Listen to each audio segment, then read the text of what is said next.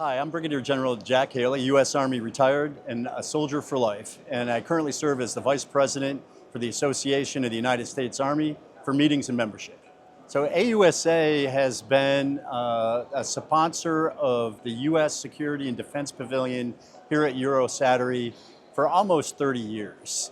And it is one of our most prized events that AUSA organizes, bringing together U.S. defense companies at this fantastic trade show to exhibit, the latest technology and innovations that are coming out of the U.S. defense industry.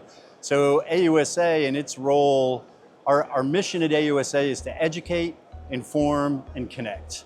And so we do all three of those here, but the most important one I think here is that connect piece. It's that connecting our industry with the United States Army, NATO armies, and that connection between industry and military that allows the military to see what the latest technology is there to put it in the hands of our soldiers. AUSA, first and foremost, is a nonpartisan organization, so we really don't and will not get involved in terms of the politics or the geopolitics, whether left, right, middle.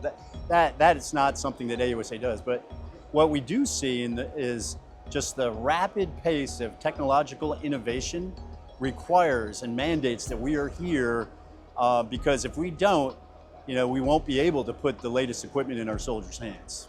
So it's important that we do that. So again, AUSA is extremely proud to organize the pavilion here on behalf of the United States. We're very thankful for our partners at COGES for working this together. We have 119 companies exhibiting in the pavilion this year, which is our largest pavilion to date.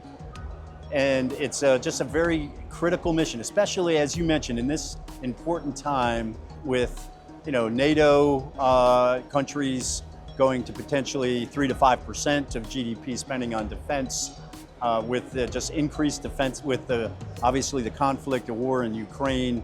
There's no time that's more important for us to have these forums to get together and discuss and bring the latest innovations forward.